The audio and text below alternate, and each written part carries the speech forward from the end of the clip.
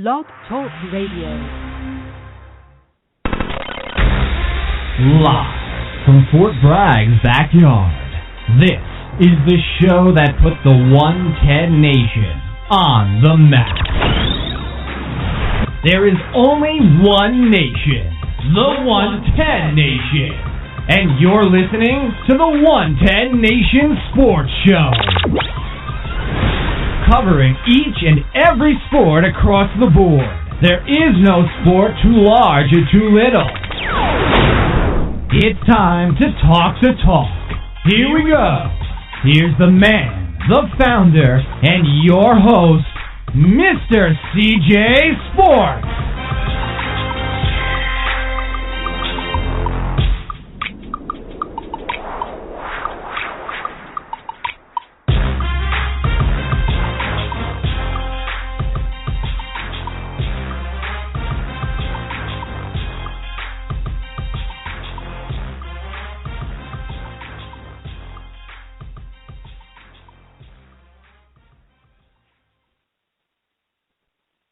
I want to welcome everybody to the 110 Nation Sports Show. I am your host, Mr. CJ Sports. You can follow me at CJ Sports1. You can follow the 110 Nation at 110 Nation. Glad to be here on the network's number one night, Tuesday night. Here we are. I'm glad to be here. Another extremely warm day here in North Carolina as we're probably hovering right around 80 degrees. Got every window in the house open. Got 4 window fans blowing. Got the front door open. I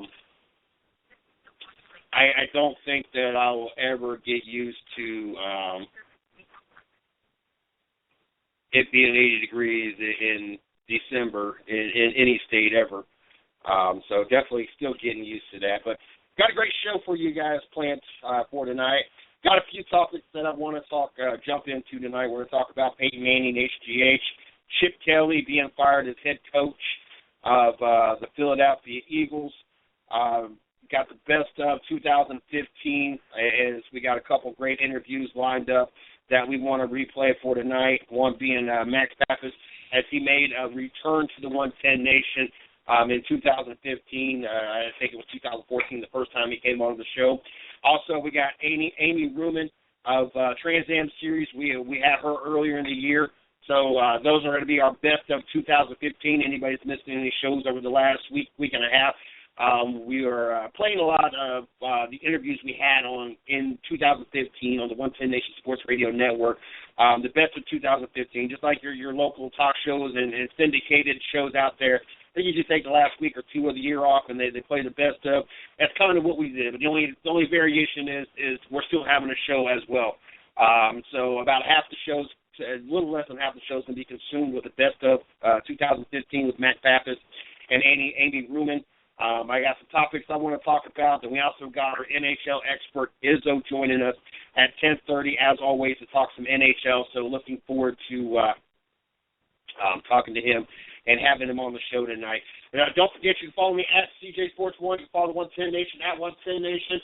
Also, you can like my personal fan page, Mr. CJ Sports. You can like the 110 Nation fan page, 110 Nation Sports. Check out our site, www.the110nation.com. Check out our blog site, www.the110nationsports.com. Also, you can find us on Blog Talk Radio, Spreaker, Stitcher, SoundCloud, iTunes, and on the I-95 Sports Network. You can find us playing daily over on the I-95 Sports Network, Tuesday through Saturday, 10 a.m. to noon. So make sure you guys check them out over there. Show them some love. Show them some support. Don't forget, we got the 110 Nation Sports Show Monday through Friday, 9 p.m. We got Racing with Big Sweat kicks off at 9 o'clock. Thursday nights, 9 p.m. Eastern Standard Time. And then we got Midwest Horsepower Hour, Sunday nights, 9 p.m. kickoff time. And then starting back up Monday, we got the 110 Nation Morning Show, 9 a.m., all Eastern Standard Time. So make sure you guys check out what's going on here at the 110 Nation.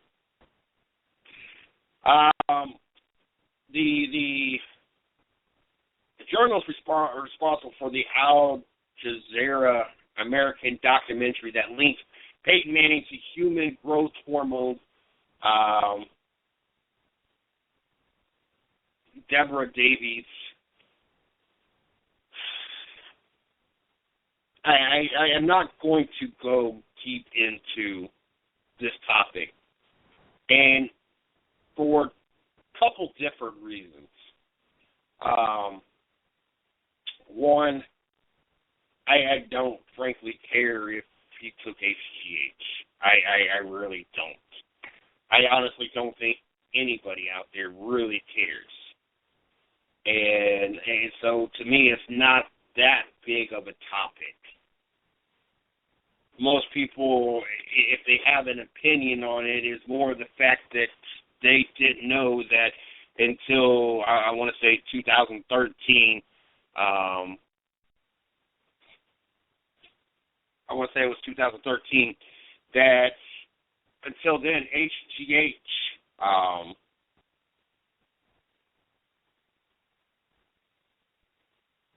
was not banned in the NFL. This is something that the NFL recently has banned. So, one, I don't really care because it was not a banned substance, so therefore he was not doing anything against the rules of the NFL, nor was he doing anything that none of the other guys in the NFL were doing. Which brings me to my next point. I don't care because everybody else is doing it anyway. Just like I really don't care in baseball, even though the rules are what they were in baseball. I don't hold a lot of things against names such as Matt Braun or Derek Jeter, or I'm sorry, not Derek Jeter, but A-Rod, because you had pitchers out there doing the same thing. So, and high bat coordination, it doesn't improve that. So I to be honest with you, I don't care. If you're willing to put your body through that kind of wear and tear to secure your job and perform at the highest level, then so be it. That's a risk that you're taking. Do I think steroids and HGH and all that stuff is as bad as people want to make them to be? No, I don't. I have done my research. I have done enough looking into it, and honestly, there's really very minimum side effects to it. And there's nothing permanent. There's a lot of speculations on a lot of things, and the irritability, or people want to call roid rage. Honestly, you could get that from any supplements out there. I've had supplements that I've bought at GNC that made me very irritable, and you can ask my X on that. So I mean that comes with the territory of anything you take. The movies and everything, they take that to a whole different level. It is nowhere close. As a matter of fact, I know people that have taken anabolical steroids, and they've actually been a better person. They've been in a better mood. They were happy.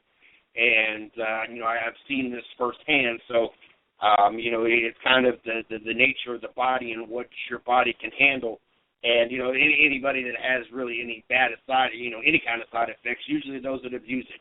I mean, honestly, if you take the cycle, you take the post-cycle, and you cycle off like you're supposed to, I'm sorry, you're not gonna have any side effects. And I think the only side effects they have is the to make you have female breast or whatever, gyno or whatever it's called.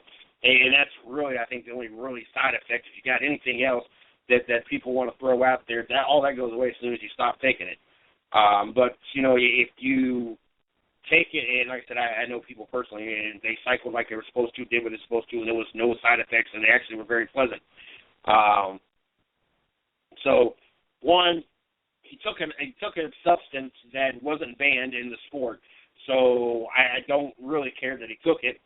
Two, even if it was banned or not banned, either way, everybody else is doing it, so, and especially the NFL, because there was no rules against it.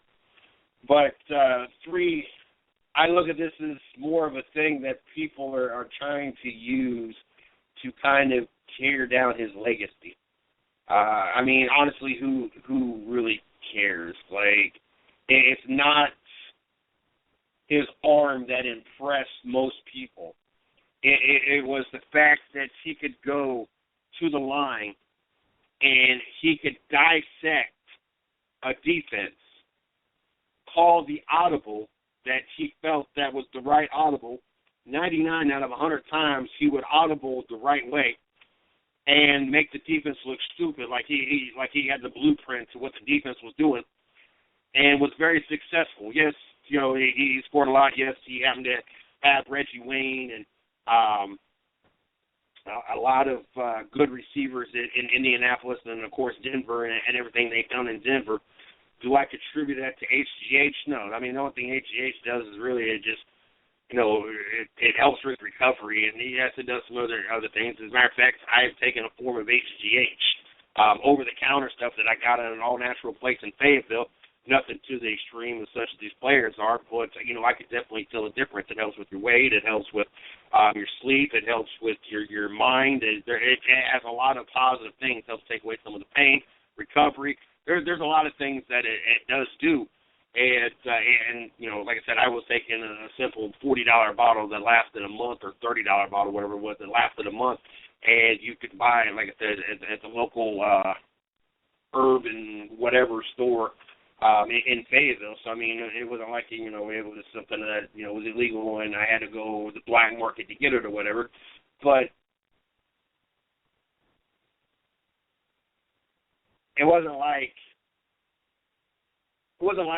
Peyton Manning turned into Cam Newton in his physical attributes. And even so, I really wouldn't care still at that. I think I am in the majority when we say that the thing that impressed us most with Peyton Manning was his knowledge for the game and his capabilities of dissecting the defense and changing up what the offense was doing to make sure that they were able to be successful, to be able to produce and be productive, not because he was going to run around the field and plow people over. Or the fact that, he had arm strength to throw deep balls all the time. I mean, like I said, Peyton Manning has some deep balls, but, it's not what he did on a consistent basis. Yes, he would have some long balls, but he sure didn't run. And he, wasn't airing it out every other play. It wasn't like a Drew Bledsoe or something where you were just constantly just heaving it up there. He was very strategic and tactical about how he approached the game and how he approached the passing game and everything else. So, I mean, it's just one of those things. Now, I know people have to, but you can tell that he stopped taking HGH 2 seasons ago because this season he just started to diminish and everything else. And how are you going to say it? How are you going to use that as your reasoning? I mean, come on. I mean, he's been battling an injury all season long. He's like freaking 40 years old. I mean, there's a lot of things that you could throw out there, but don't say, you could tell that he was taking HGH up until this year, until the rules changed and he couldn't take it no more, because now all of a sudden, no, it's father time. He's exactly, age is caught up with him just like Kobe Bryant. What we're going to say now all of a sudden that Kobe Bryant was taking HGH up until this year, and all of a sudden this year no, I mean, come on, people. If he did it, he did it. I don't care either way, but I wouldn't blame the way this season has gone. I mean, he threw interception after interception to begin the season and was hurt, and HGH had nothing to do with all the interceptions he threw and how he was performing out there and the lack of hitting his targets. But Tom Brady jumps to his defense. Like I said, I don't even want to jump to the defense because I really don't. Manning told ESPN that the treatments he received were holistic in nature, but never HGH, as he recovered from multiple neck procedures in 2011 as a member of the Indianapolis Colts. He said the Colts, who called the report utterly ridiculous, in a statement authorized the treatments he received. According to the NFL Network, Manning's wife did have a prescription for Geyer Institute, although the name of the drug was not released. It was completely fabricated, complete trash, garbage. Peyton Manning told ESPN there's some more adjectives I'd like to be able to use, or adjectives I would like to be able to use, but it really makes me sick. It makes me sick that it brings Ashley into it, her medical history, her medical privacy being violated. That makes me sick. I don't understand that. Like I said, I mean, more than likely this is going to be last year. As much as he wants to continue and play next year, Peyton Manning, do yourself a favor. Just go ahead and retire. Call this your final. Don't go around and try to I want to have a farewell tour. The way you played this year and the way the injuries have kept you sidelined and showed that Father Time has caught up with you. It's in your best interest, really, just to call it what it is. Call it a career. Maybe stay on an organization such as the Broncos and be a quarterback coach, or have some kind of position, but do not in your best interest, do not try to play as a starting quarterback next year, nor try to go to any other organization to be a starting quarterback either. It is past that time. It is you've definitely hit your prime. Also in news, Chip Kelly, less than 3 years after giving Chip Kelly full personnel control in addition to his head coaching duties, the Philadelphia Eagles announced that they fired their head coach. And with that, one of the NFL's biggest experiments is over before Kelly even completed his third season. Kelly came from the University of Oregon and was a bald hire because he had no NFL experience. He had an innovative offense that was huge success, and I wouldn't even say huge success as I'm reading this report. They didn't win a national title. I wouldn't call winning a bunch of games in a very weak conference but never winning a national title a huge success. His first 2 seasons ended with 10 wins each, so it was hard to argue his system wasn't working. This season wasn't as successful. The Eagles eliminated from the playoffs with Saturday night's 38-24 loss to the Washington Redskins that dropped the Eagles to 6-9 and had some blowout losses along the way. I think the Eagles might have jumped the gun, and from most comments that I've seen, jumped the gun a little bit too early. I mean, you was right on the verge. If you would have had maybe a legitimate quarterback, maybe another target, maybe not even that. I mean, the Eagles weren't too far off. And Sam Bradford had to learn the system, and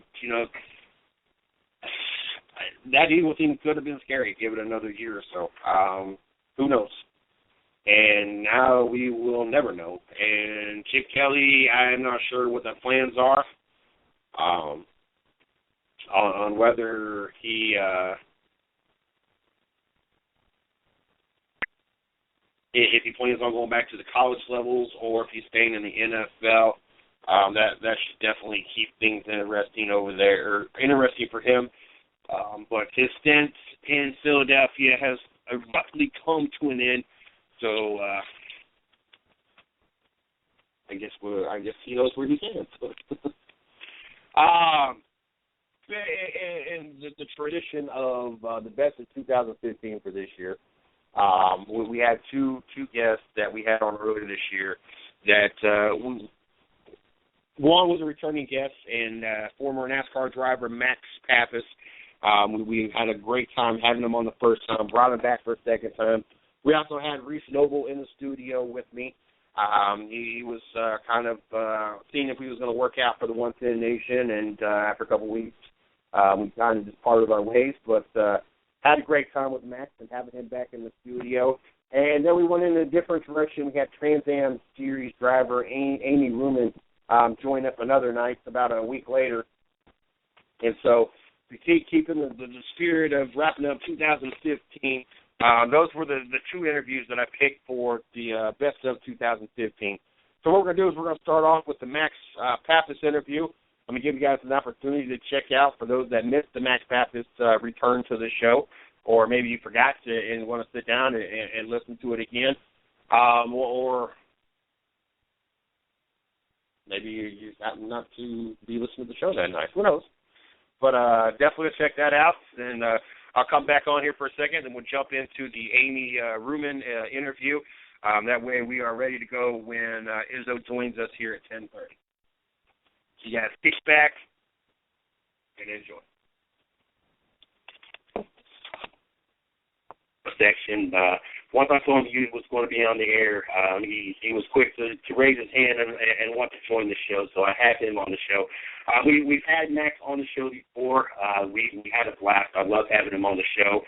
I was glad to have the opportunity to bring you back, Max, kind of a little bit different direction versus the first time. Of course, at the end, we'll sprinkle in a little broad topics in NASCAR. We would love to get your opinion on, but first and foremost, we have other things that we need to talk to you about, or let you talk about anyway.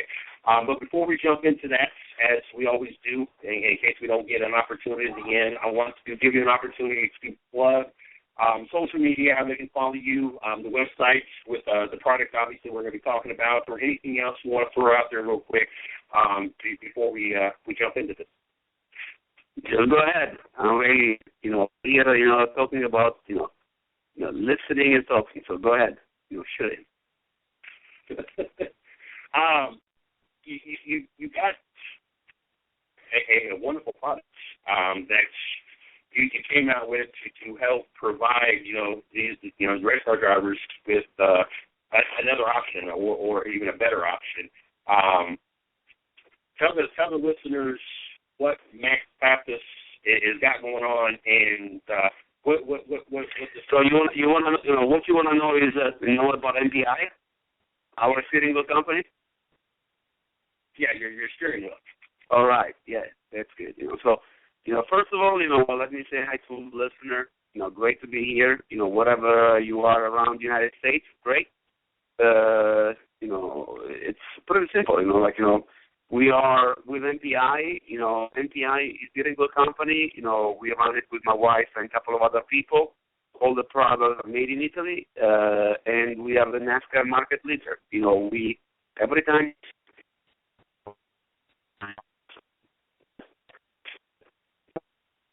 We have 90% of the Cup garages.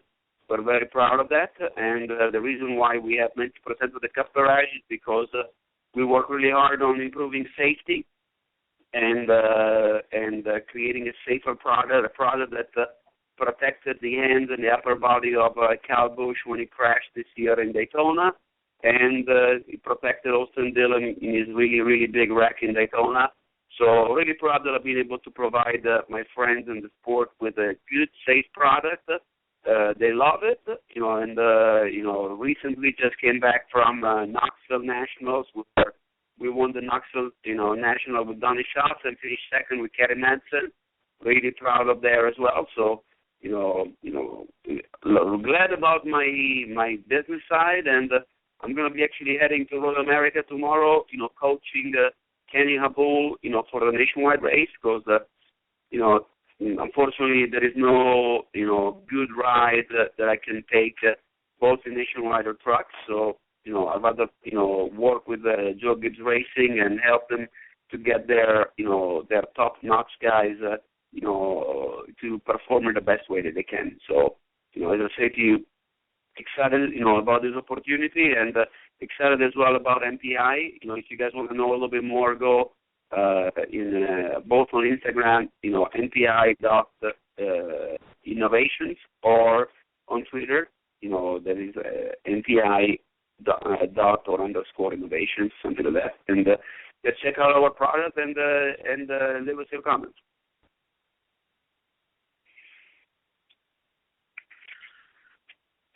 Max, it's funny you bring up the Austin Dillon crash. I was about to ask you about that, and that was a extremely violent crash. I've seen very few in my life that were worse than that. How good did it hold up during the crash? I mean, we spent over $100,000 developing our steering wheel, making sure that we went through a lot of sled testing, impact testing, bending, and everything in order to come up with the safest product that we know how to build. And what happened with Austin was a proof that we've done a really good job. He held on to the wheel really hard.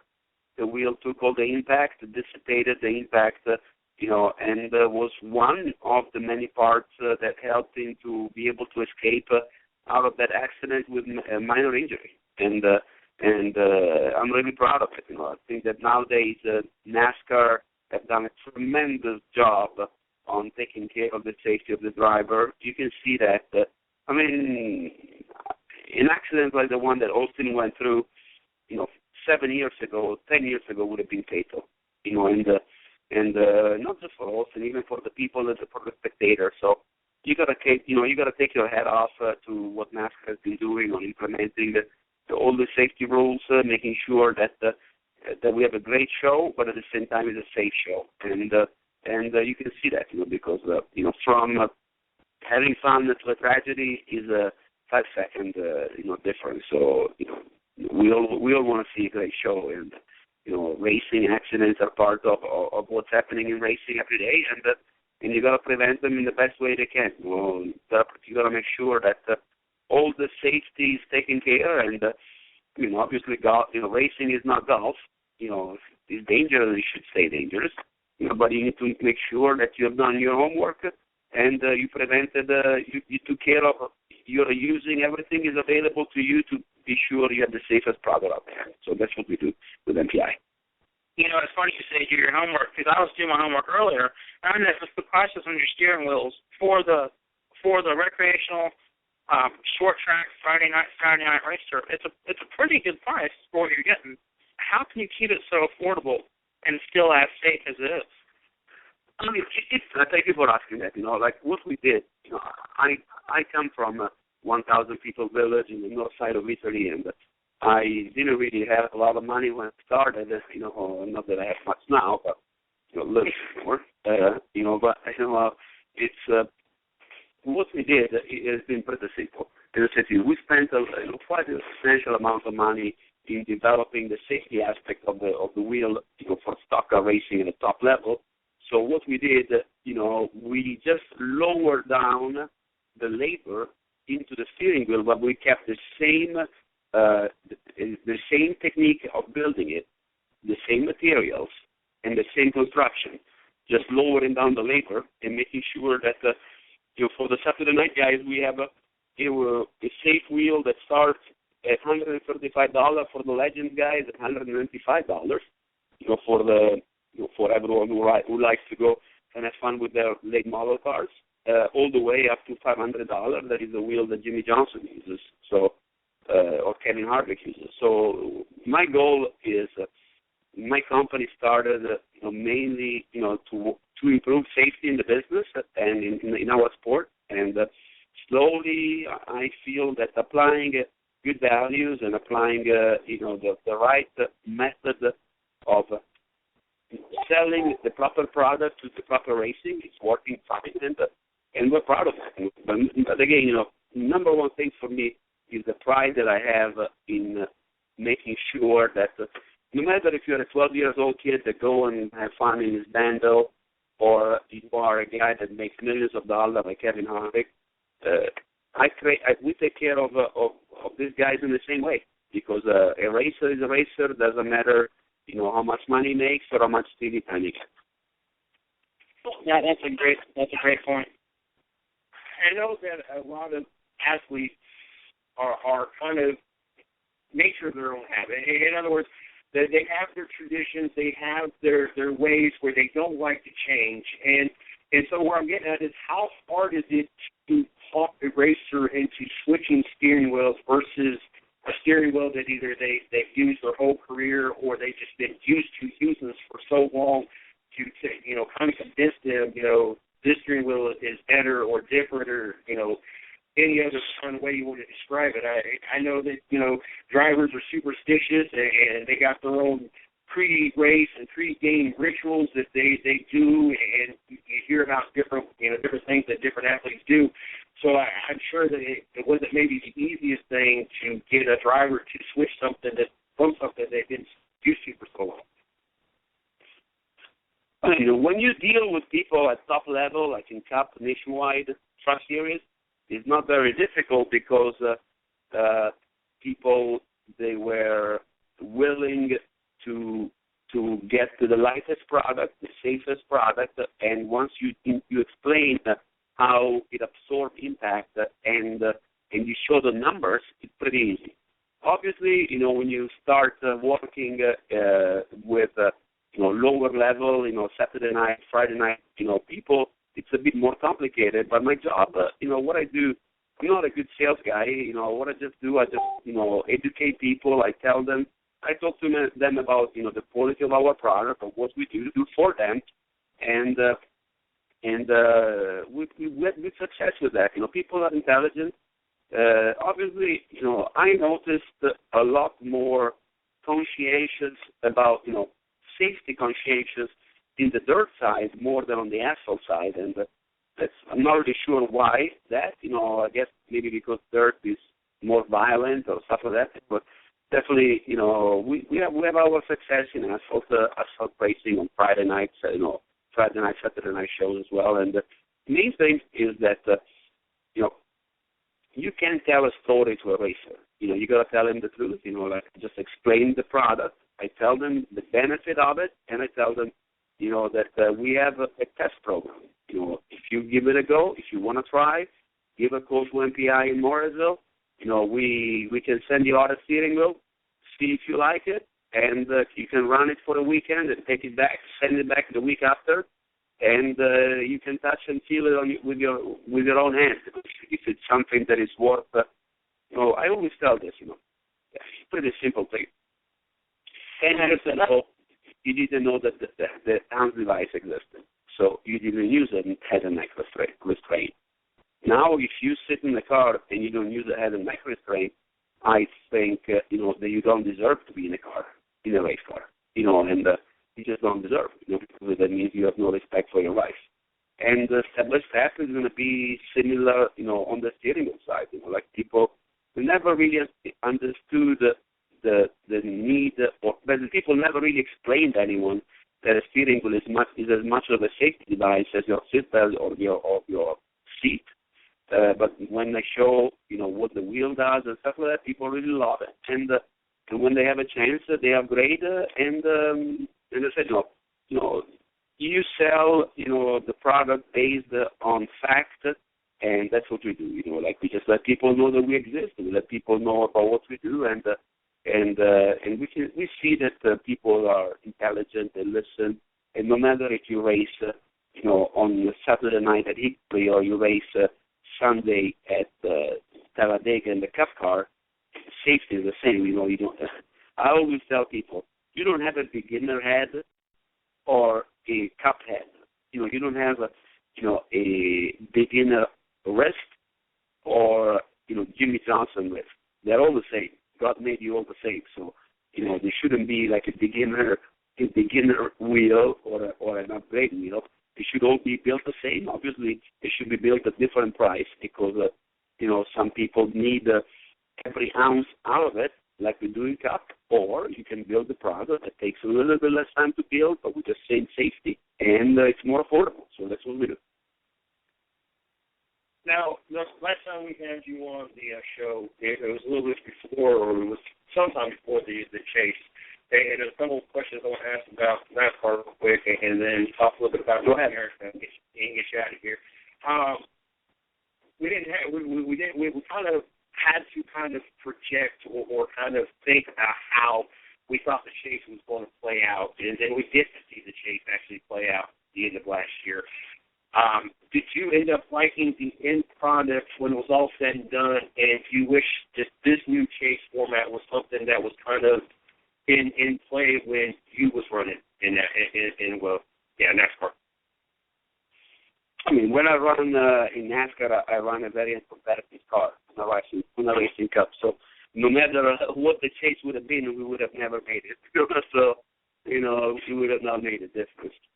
But, the things I like about the chase is the fact that, it gives an opportunity, to get to a guy like AJ to still make the chase, winning a road course, obviously, in being competitive, running in the top 30. But I think it's a great format. It's at the end, the best guys prevails, and I'm sure this year will be the same.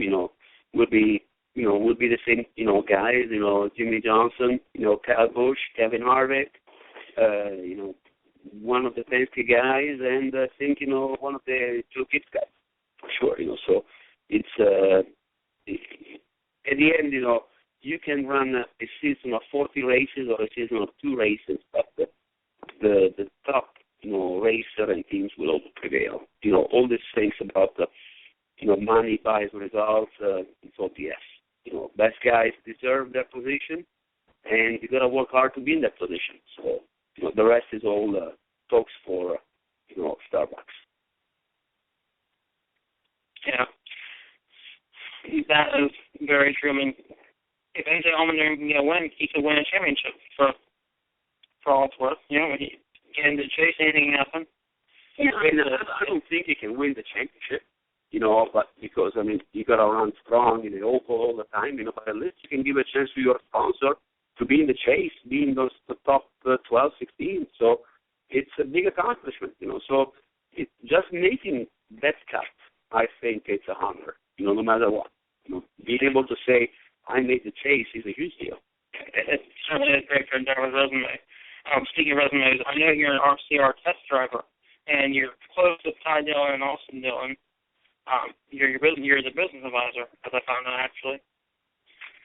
And I was out recently, and I overheard some NASCAR fans talking about how they believe Austin Dillon was given a golden spoon, basically, because of who his grandfather is. And knowing them like you know them, how far off base are some fans when they say that Austin Dillon and Ty Dillon didn't really have to try so hard? It's everybody has their own opinion. First of all, this year, I'm not, working as a business advisor with Austin anymore. But obviously we have a great relationship with RCR. Richard, Austin and Ty, they're like family for me. So, this goes beyond any other relationship. But obviously there are all the time jealous people out there. I can tell you that what brought. Was it a bit of an easier climb to cup racing for a guy like Austin? Of course, you can't say no, because obviously when your granddad is Mr. Childress, things are easy. If you would have won, Austin is a track champion, nationwide champion. I think that there are guys out there they don't even have a quarter of the competition Austin or a quarter of the win that Austin did. So I just think that people are jealous and people like to talk. So I would just say that again, I'm not a guy that likes to speculate. I'm not a direct person. I don't like that. I'm not the guy that likes to talk negative about other people. I think that those guys that are there in Cup, they all deserve to be there. They work really hard. Some work harder than others, but they all have a great amount of talent. So, if you spend your night criticizing them, what I would tell you is go to work. Harder, or they made it happen. You just happen. Yeah. In nationwide, Xfinity now, was at one of the road courses in Mid-Ohio. And there for years, Alex Tagliani was leading the race in the final lap. I'm not sure if you've seen the replay or not, but going into the last turn, Regan Elliott was able to.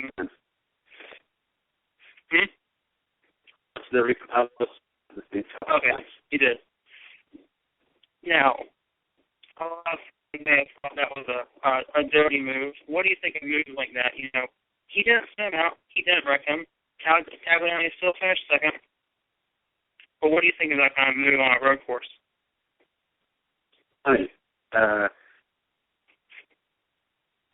Obviously, it was not like a nice, clean move. But it didn't wreck him. Like some people I heard that people criticizing and say, oh, a kid, I forgot his name. A kid did something like that to me in America like 2 years ago. But he spun me out. So that was different. Oh, I remember that very well.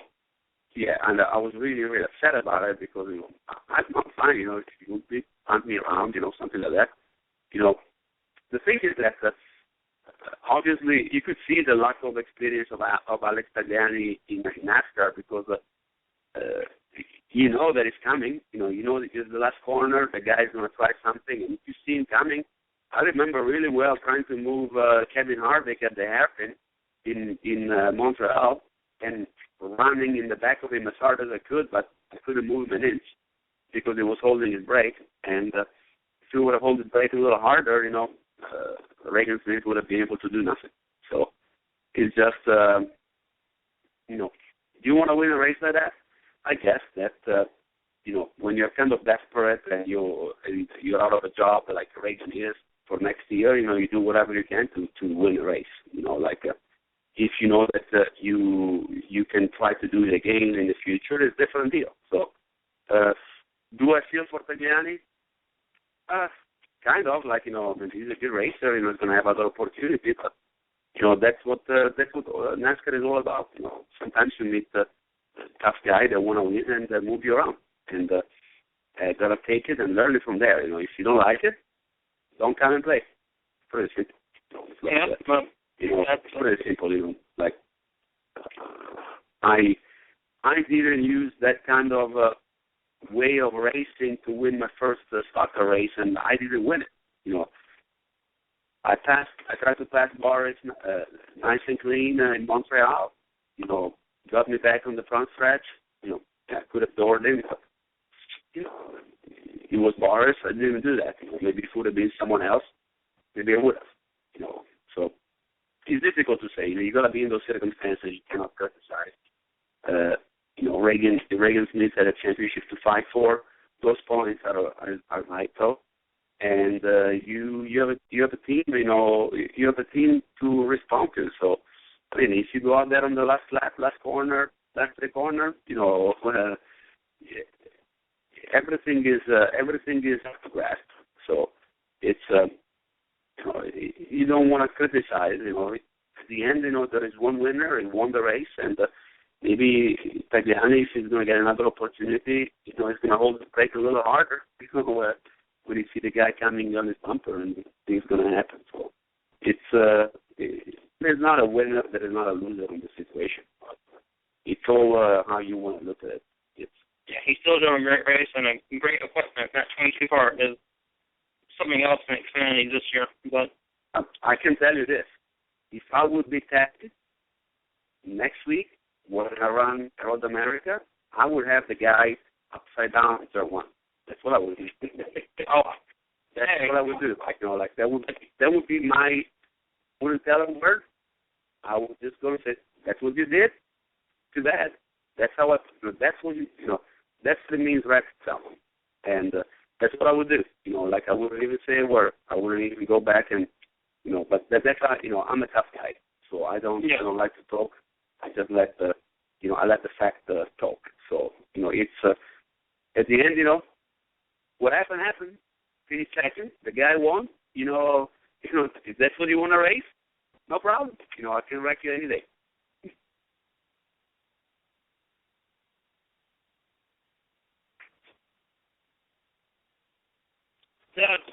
That was Max Pappas. Always a colorful guest. Like I said, we had him on twice. Once in 2014. Got him to come back on the show in 2015, back in August 17th to be exact. And I cut the very end of it off because we ended up having a technical difficulty that night, and the show was getting ready to cut off in about a minute. We ended up losing them in the middle of the interview, and I didn't want to start the interview anymore, and missed what else was being said. So that's why I cut it off right there.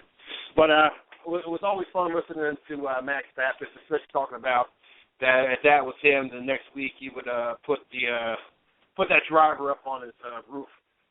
So you gotta love Max Pappas, and for those that are not familiar with him, a Sprint Cup driver.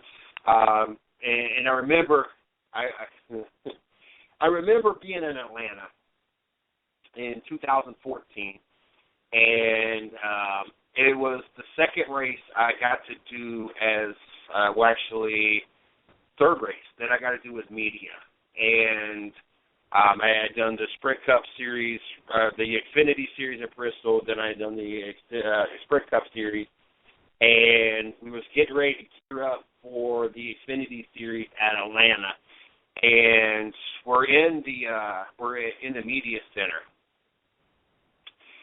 and all of a sudden we're watching the end of the race. It was the Truck Series race. And I want to say, I'm not sure what that was. On a road course. And needless to say, Max Pappas and somebody got tangled up. And I want to say it was Ty Dillon, but I can't remember. And I remember the finish of the race and the excitement. And I remember Max Pappas' wife, the other driver's wife or girlfriend, and it might not have been Ty Dillon. I can't remember what driver it was, came up and slapped Max Pappas on national TV.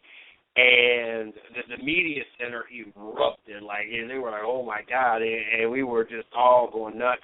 And I knew right then, sitting in that media center, that there was no doubt in my mind that this is what I wanted to do, that I wanted to be there right there when the action was going on, and I wanted to be around, other journalists and other show hosts, and have the opportunity to not only network, but to be there and see this stuff and get to kind of live it firsthand. We were at the track. I don't even know where they were running. Like I said, it was a road course for the Truck Series.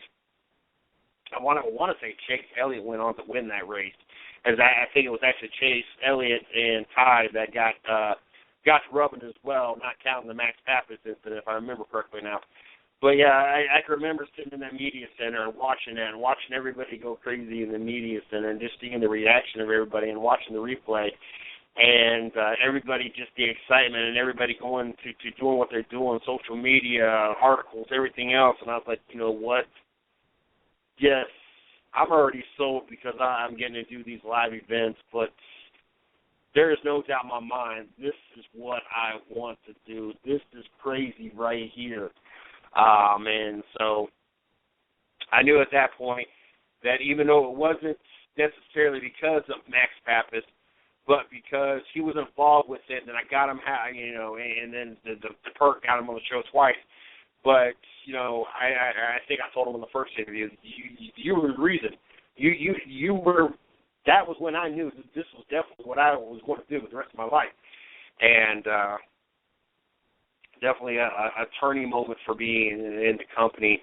And that was the second actual track that we'd been to as media. And I like I said, I knew at that point that there was no prying me away. And here I am almost 30 races later. I have gone to 8 different tracks, 6 of them as media, but a lot of those duplicates, Atlanta a couple of times, Bristol a couple of times, Kentucky a couple of times, Homestead once, Martinsville once,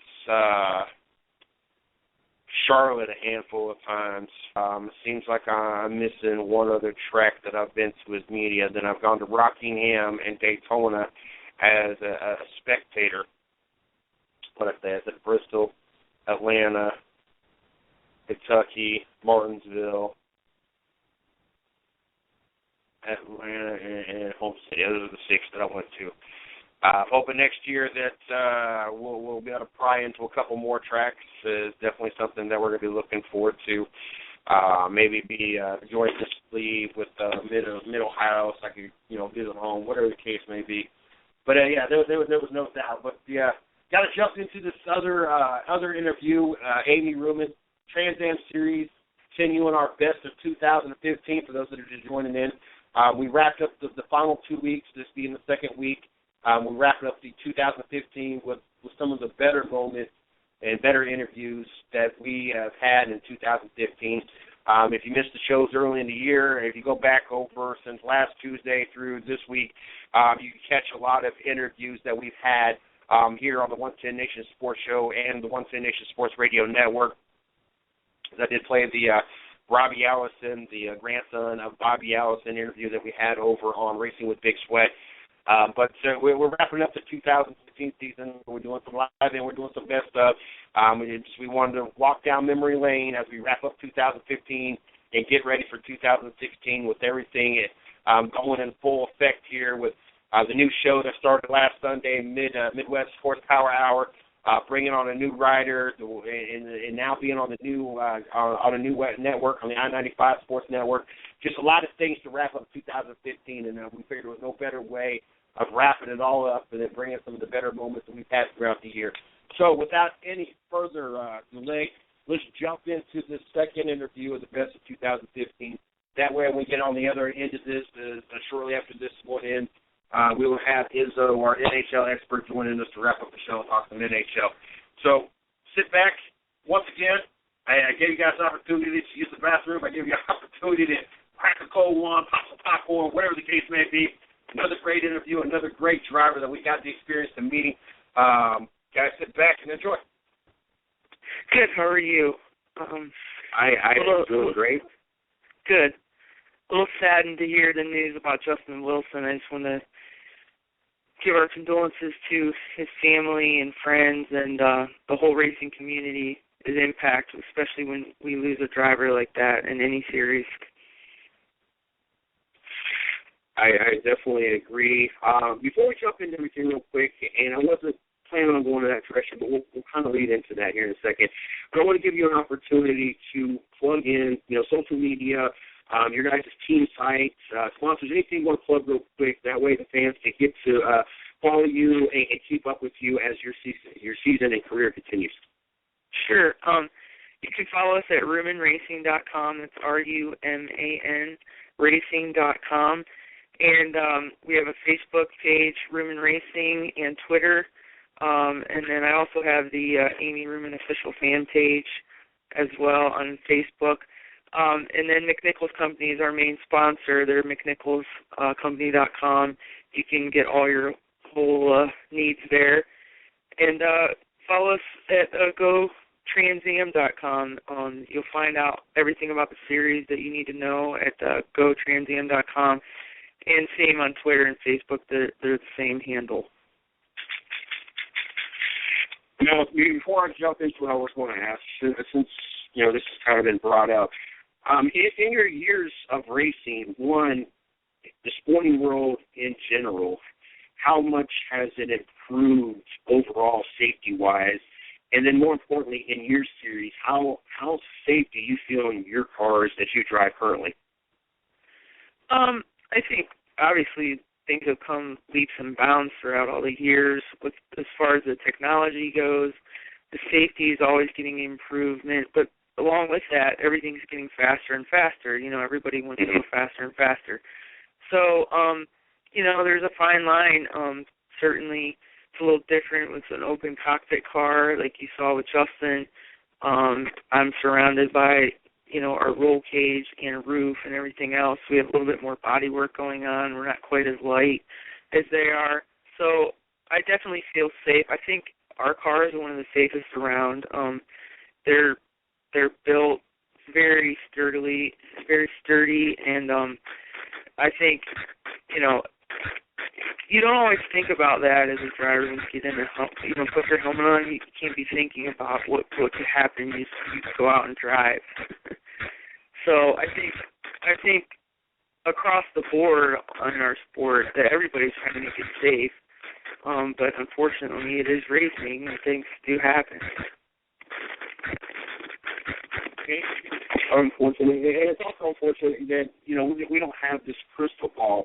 I know this sport is making it's gone like leaps and bounds to improve the safety of the sport, and it's unfortunate that it takes an incident for us to realize maybe we could have improved in that area, such as senior with the walls. Now we have the safer barriers.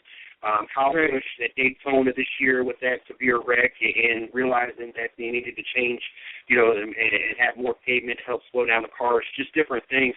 It's just unfortunate that it takes a severe injury or a death for things to, for us to catch something that there's many bright people there is in this sport and are trying to find ways to make the sport safer. Sometimes it takes an incident. It's sad that it has to happen that way. I think your age, and I'm not going to put your age out there, but you've been in the sport a while. And where I'm going at with this is you kind of broke into and wanted to be a racer when it wasn't necessarily, I'm not going to say the cool thing, but it wasn't a happening thing for ladies to be in racing. I know we've had many throughout the years. My father pit crewed for a lady in NASCAR for 3 or 4 races. So I know back in '77. So I know that there's been ladies trying to make it in the racing world, but it hasn't been until I would say the last 5 to 8 years or so that's really taken off. And you were kind of before that when you got into it. What with that being said, and not necessarily being traditionally a sport that females got into when you were a younger age, or when you was growing up, what got you into the sports, and at what age did you decide that you wanted to be a race car driver? Well, my parents got me into the sport because my mom was a racer. So I come from racing women, I suppose, and my sister races, and my mom raced. And we grew up autocrossing, and the thing is I think there's always been a lot more ladies out there that have driven, but I don't necessarily think they've always gotten the exposure of it. I think the last 5 to 10 years, you're seeing tons of social media. There's a lot more stuff putting out there. Before, you used to have to tune in to the news to see something or read the newspaper, and all that's kind of, taking a back burner to all the social media. So I think definitely we have a lot more exposure, and, news travels fast, especially when I put up a tweet and then somebody tweets it, and then your followers tweet it, and so on and so forth. So I think the exposure is a lot bigger, so you know more about us. And then, two, my parents got me into it, and then my dad got involved with SCCA club racing, and then he moved into SCCA pro racing at the time, and he raced Trans Am series from the 90s into 2000, so he had a good probably 10-year stint there in Trans Am. So that's kind of how I got involved, and we just loved the sport and continued on with it and grew with it, and that's how I am where I am today. Now, I know, and we've had a handful of females come on the show that, won't sit there and say that they kind of helped pioneer the women's movement into the sports. I look at it as women that are successful, such as yourself. You guys are kind of the pioneer, because you guys not only are doing something that hadn't been done in the sport traditionally, year in and year out. Yes, we've had women in the sport come in, come out, but to see drivers such as yourself in the sport that is here year after year after year, and this is your third year just in the Trans Am series alone, to me that shows the world and the sport a little bit more, and it's making it easier for the generations that are coming up. Not only that, you're here every year, but you're being successful.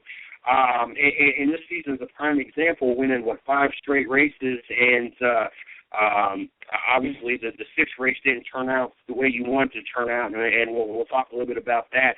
Do you look at yourself as one of the pioneers that helped this younger generation, or you just look at it as you're just part of the racing, world, and you're just there to do a job?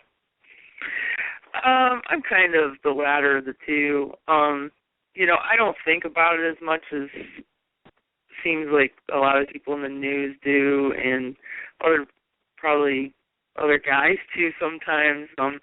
I don't think about my gender all the time. I just think about racing and being a driver and being out there and being part of a community and a racing family. And I think we're blessed with success this year, and we've been working really hard at it for several years. And each year we've gotten better and better and grown more.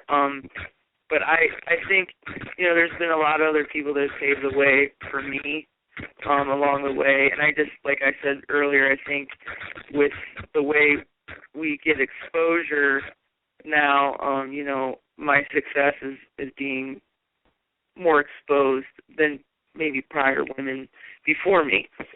So I think, to me, I'm just a driver doing my job, getting out there and trying to get wins, just like everybody else that I race against. How hard was it for you coming up with you?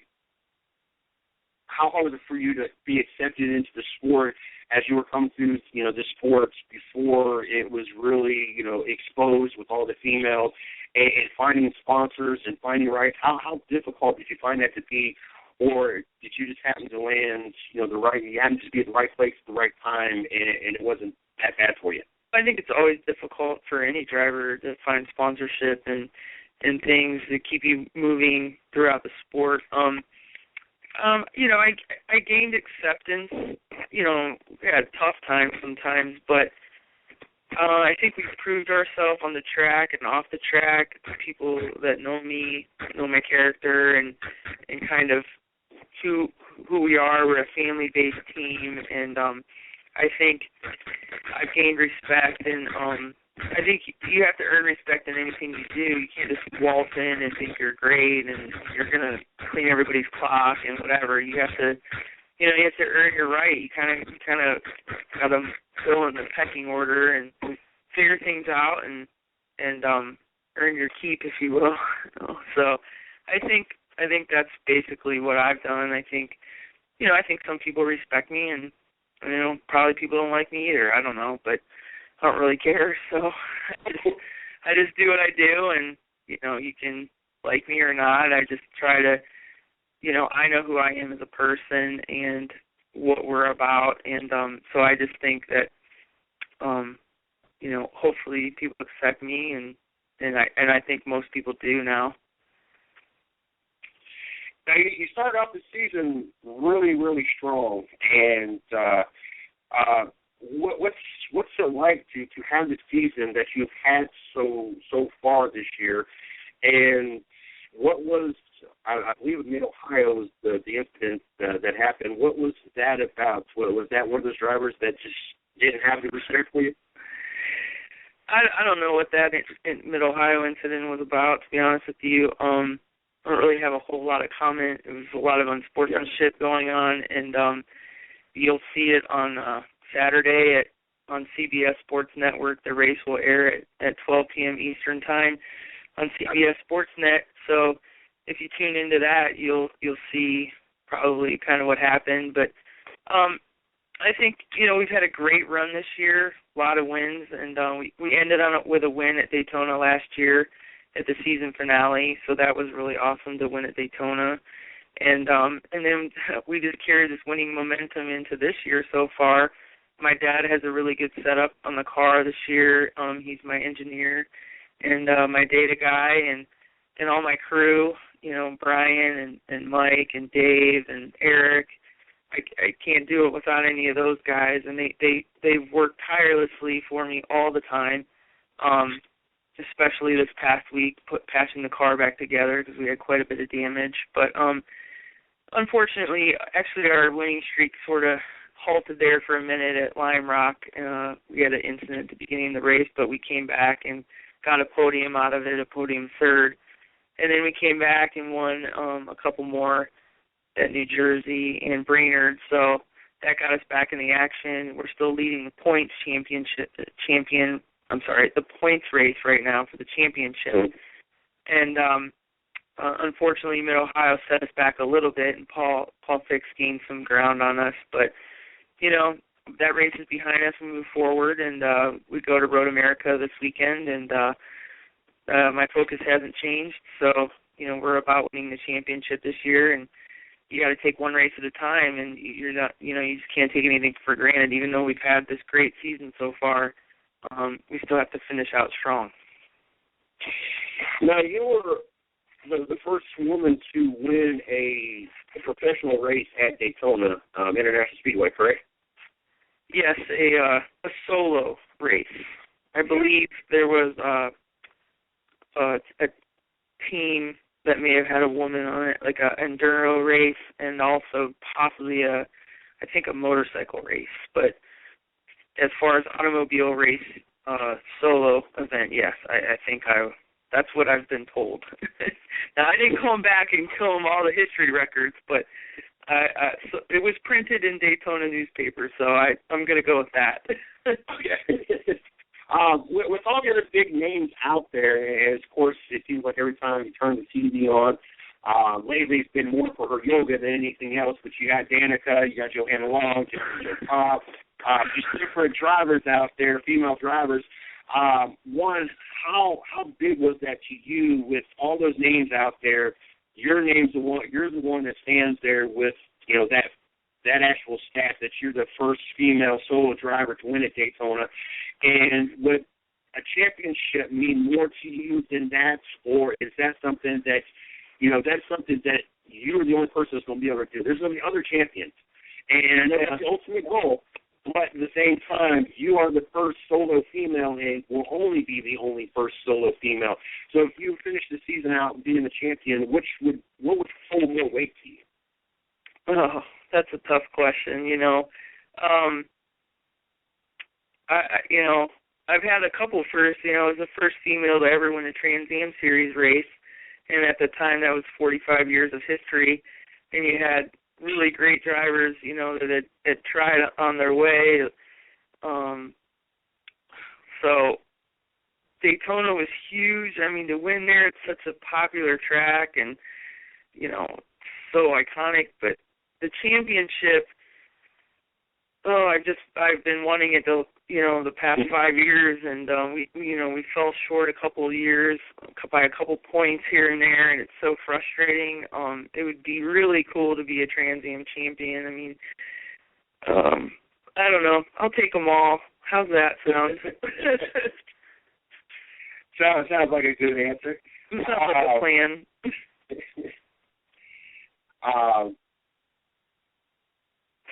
Trans Am, it's an interesting series too, and you get different kind of vehicles. What's it like to be out there in that Corvette, being out there doing the speeds you do and running the courses that you get to run, and of all the tracks you won at, what's the track that you enjoyed winning at the most? My favorite track is Watkins Glen. That's just such a great, awesome track. It's fast and it's long, and there's so many variations to it. That's kind of always been my favorite go-to track. Obviously Daytona is huge because it's Daytona, but we run a lot of great tracks. We run Road Atlanta and Road America and VIR and Sebring. So this year we're getting to go to COTA, the Circuit of the Americas. So that'll be cool to drive on an F1 track. So, I still think I'm going to go with Watkins Glen. That's my favorite. As far as the cars, I mean, they're ground pounders. They're just so awesome and so fast. And everyone loves them. The fans love us. And I think what's unique about the Trans Am Series is that we're a sprint race. We're still that traditional sprint race, that 100-mile, get it done. That's all you got. You have one tank of gas. You have one set of tires, which we qualify on and race on. So there's just a lot going on, and it's just been such a classic series. It's the longest road racing series in America, I believe. So it's continued on, and with the growth that we've seen the last 3 years, and they've added some classes, the Trans Am 2 class and Trans Am 3 class are a little different. They're taking on their own unique class and great racing too. You've got to tune in to see that Mid-Ohio race of the Trans Am 2 race. It was awesome, as awesome as Trans Am 1 was. But I just think people are excited again about Trans Am and the comeback it's making, and I think it's a really great series to drive in. What has the sport done differently to help the exposure? It's not one of those series that you see, advertised a lot, or we see thrown in our face, such as NASCAR and the IRL.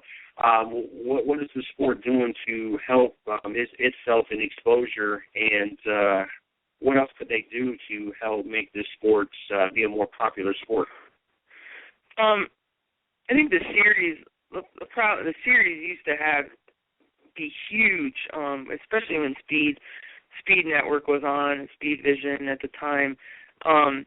Everything was televised, and I think, and then NASCAR got so big and so strong, and it kind of ate up all the sponsorship, and all the other racing series kind of suffered from that. Even IndyCar, suffered a bit for a while, and they made a comeback. But I think this year we're on CBS Sports Network. They've gotten tons of views on it. They're getting so much feedback that they ran an all-day marathon of all the races that had already aired last month. So they're getting great positive feedback and a lot of viewers. I think, and then with the online presence, I think, they're making a lot more marketing efforts, especially with the website and the Facebook pages. So I think it's a step in the right direction, and everybody's coming to Trans Am. Our fields have been so deep and so big. I think we had we've had like record-setting entries at every race this year practically. So people want to participate. People are coming to the events, and I think next year will even be bigger and better, especially with the way this season has been going. I don't want to expose your age. I don't know if you want to or not, but at your age, how tough is it as you've gotten older? And two, how many more years of this do you think you can physically handle? Well, I just physically handled about, 6 to 18 laps at Mid-Ohio without power steering, so I think I'm doing pretty good in that department. After we got wrecked, but anyways, you handle one of those cars without power steering, and it's really fun. Ask any of the other drivers. And I'm not that old. A little bit old, but I'm not that old. Paul Newman raced till he was like in his 80s. I raced with him in GT1 and Trans Am, so I think I have some good years left in me. I'm not saying you're old. Compared to an athlete, though, you can put it out there. I'm 41. People don't think I am, but it's fine. I'm okay with that. I understand we got Morgan Shepherd still out there in the track, and I think that man's going to run until he's about 150. But traditionally, you start getting to be about that age. That's about the time that, drivers start to think about retiring. And, any other sports, you've already already planned on your retirement or have already retired. So, it just, curious, I know there's a lot of people out there that don't view race car drivers as athletes, which is just crazy to me. So I know it's got to be a lot of wear and tear. And then, you being a female and not having the same bone or muscle structure also is, to me, it's got to be tougher on you than the normal guy out there, just because of how your chemistry in your body is made up. So, traditionally we don't have females go into this late into a career in their sports because of that. So, it's just one of those things that I know you're sitting on top right now in the Trans Am Series, and you guys are having, a great season, but, I don't know how much of a physical toll that takes at the same time at the age and at your physical makeup and everything else. Do you do a lot of physical training or get a lot of opportunities to be at gym time to kind of help keep yourself going throughout the season? Yeah, I've been, I actually ramped up last year, and this year I started training more and more with a personal trainer here where I live, and she's done a great job for me. Get a shout out to Sharon because I think she might be listening. So without her, I definitely couldn't have driven that car at Mid-Ohio for 17 laps. That's for sure. Without power steering. So I'm trying. I'm not fond of working out. It's like the least favorite thing for me to do. I'd rather go race, but you definitely need to incorporate it. I think I'm a lot stronger than I have been in the past, and I think it's definitely helped. And also with, the heat that we deal with in the car, especially with the temperatures, what they get to is very hot in the cockpit. So I don't focus on them. I think I race against some guys that aren't in the best shape in the world, but I definitely think I race against some guys that are in good shape too. So I'm kind of in the middle. I wouldn't say I'm at peak physical condition, but I'm definitely better than I used to be. Being from where you're from, did your team have that number, or did you get to pick the number that's on your car? We chose the number. And did you choose a number, or did the team choose it? I chose a number. That was my sports number when I was growing up in all my sports, and then my dad started running the Trans Am series, so he was number 23. Kind of let me pick it, so it's kind of been our family number, and just had it for forever, all my life. You know, if there was some significant reason, you know, it's kind of it's always interesting why, you know, certain people have certain numbers. I'm also a Ohio native. I'm from right outside the Dayton area, so you know, 23 can mean a lot of different things when you're from Ohio at this point. So yeah, that's, you know, for sure. It's a good number to have. Yes, it is. You got Jordan, you got LeBron, especially LeBron being from Akron, so I don't mind sharing it with LeBron. Since I'm older, I had it first. The rest of the season, what do you guys? What's kind of the plans? I mean, obviously win a championship, but the more long-term plans for the rest of the season is, you know, what are you guys kind of looking at? You know, our focus this year has just been taking it one race at a time, and if you try to get too far out, it can cloud what's going on if you're worried about this or that. So we just start taking it one race at a time, and, you know, it's racing, so you never know what you're going to get dealt. You never know what's going to happen. You don't know.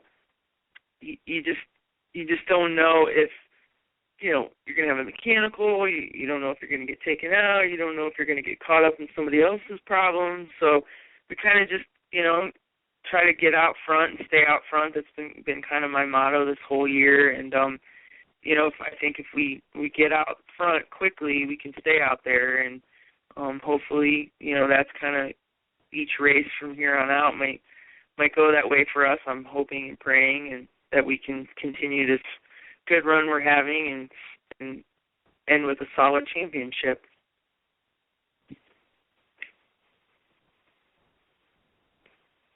Are you there? Hello? Yeah, it's Steve. Hi, Steve. I'm going to jump in here as you guys hear that. There for a period of time, I'm not 100% sure. Yeah, and now I'll jump back on. But I'm going to go ahead and cut the interview there. There for a part of the time, I don't know why, but it would cut our show off at the 10 o'clock. And that's, you know, we was at the 10 o'clock era. We knew every day when it was 10 o'clock there for about a 3-month period of time, because no matter what I did at 10 o'clock, my phone would hang up, and of course that took me out of the studio, and so I would have to hurry up, recall into the show, re-put in my PIN number, and any little disruption at that point in time would make it where I'd have to do it all over again. And as you see, it only took about 30 seconds, and I was back on the show.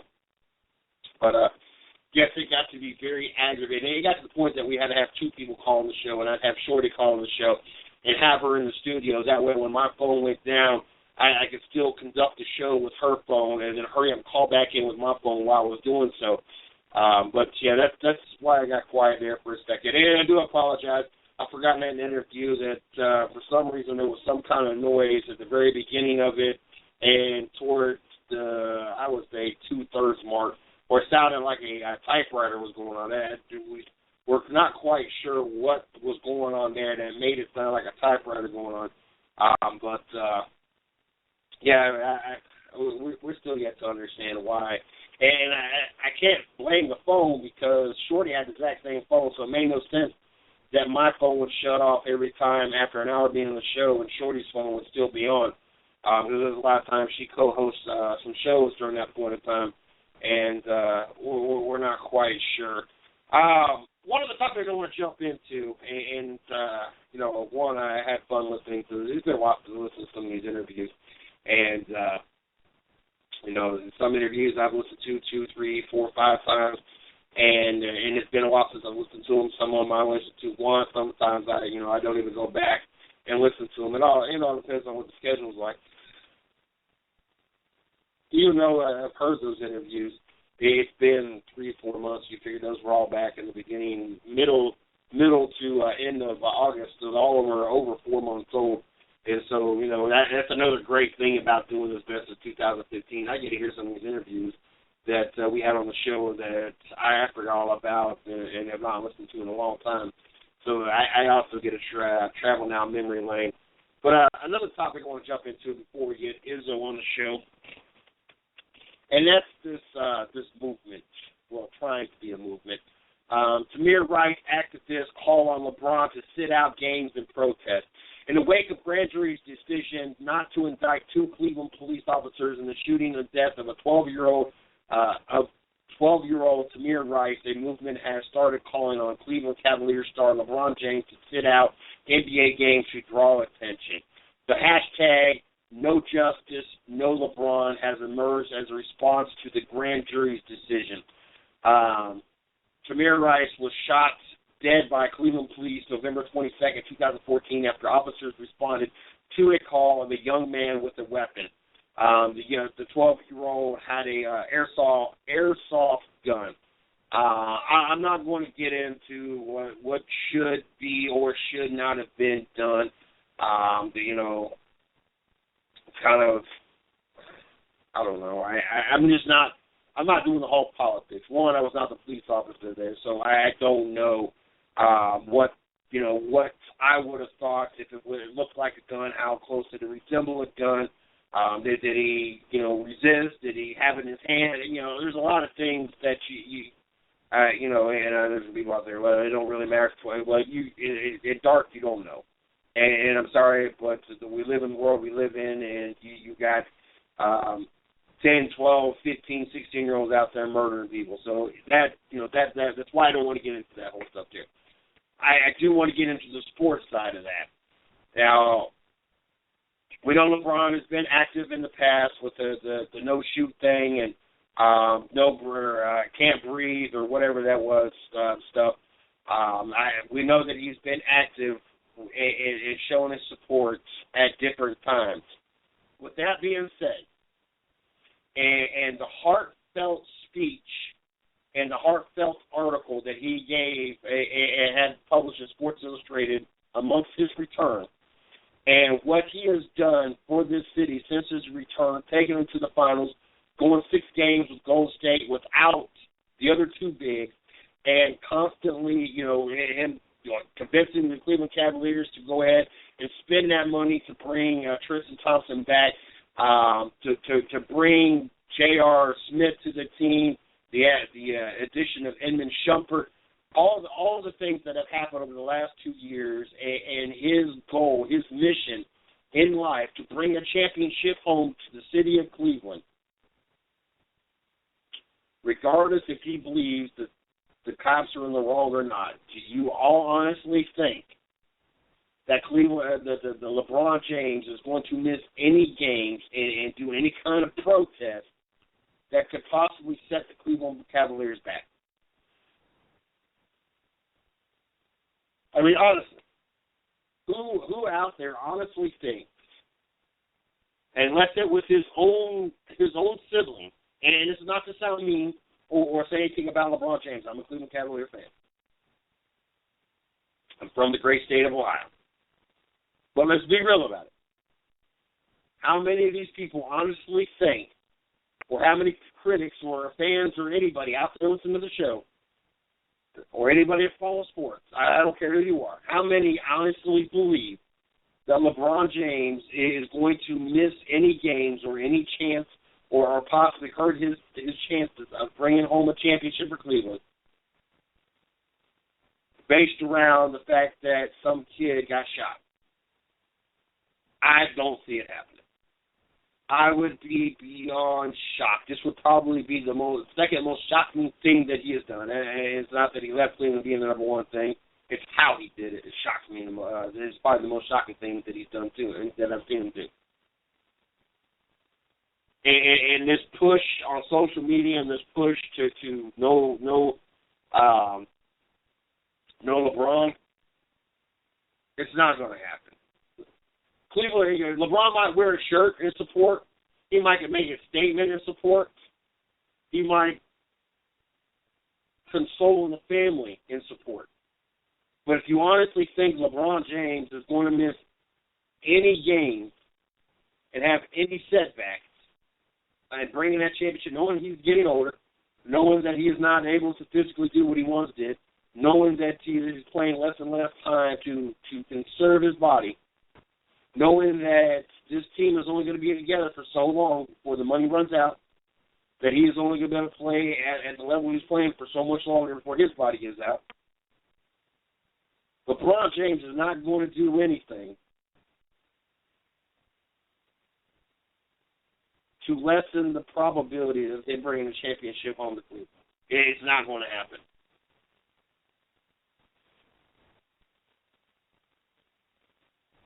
And then, honestly, on top of that, what in anybody's right mind makes them think, well, if LeBron James doesn't play a basketball game, then the Department of Justice is going to change their verdict? Who thinks of that stuff? That'd be like saying if somebody doesn't agree with something, and I'm trying to think of something off the top of my head. Let's say not even a really good example. Trayvon in Miami. Let's say that Dwayne Wade and LeBron James back then would have not played. Do you think that the Miami court system, the Florida court system, would have changed some ruling on a court case because of some basketball players not wanting to play? The Brown case out in, what was that, Oklahoma or whatever. I mean, do you think if they're professional sports or anything would have stopped playing sports that St. Louis? Do you honestly think that would dictate them changing or overturning any kind of verdict?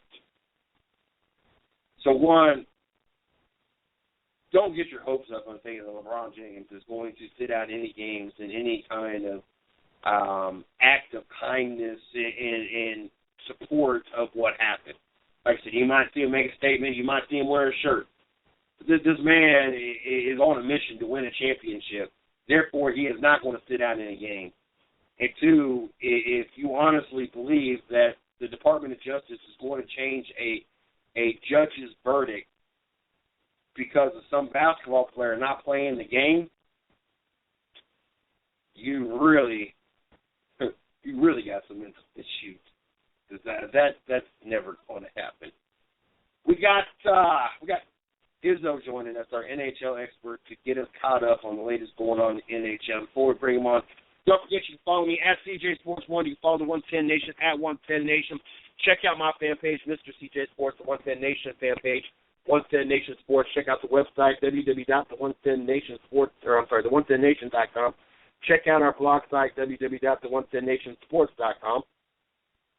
Don't forget, we got the 110 Nation Sports Show on Monday through Friday, 9 p.m. kickoff time, Eastern time. We got Racing with Big Sweat, 9 p.m. as well on Thursday night. We got the Midwest Horsepower Hour Sunday night, 9 p.m., and then back on Monday morning, 9 a.m. We got the 110 Nation Morning Show, Monday through Friday, kickoff 9 a.m. Make sure you guys check that out.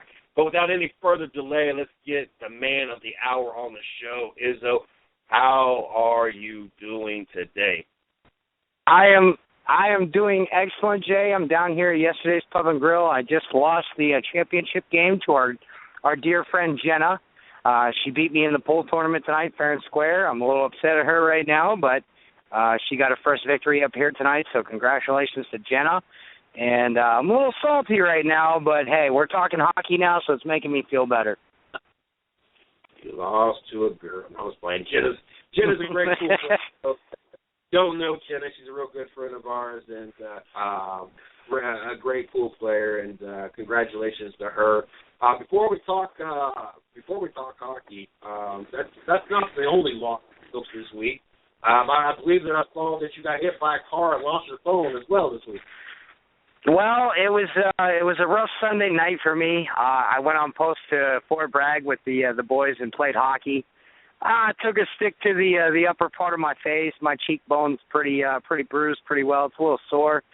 And then afterwards, kind of get hit by a car to try and help a guy out, and lost my phone there for a day, so I got it back. So everything was a success. Everybody got home safe that night, and my face isn't too badly messed up. So it was a good practice for this Friday for our tournament, and it was a very productive Sunday afternoon, Sunday night. So I had a lot of fun Sunday. Let's just leave it at that, there, Jay.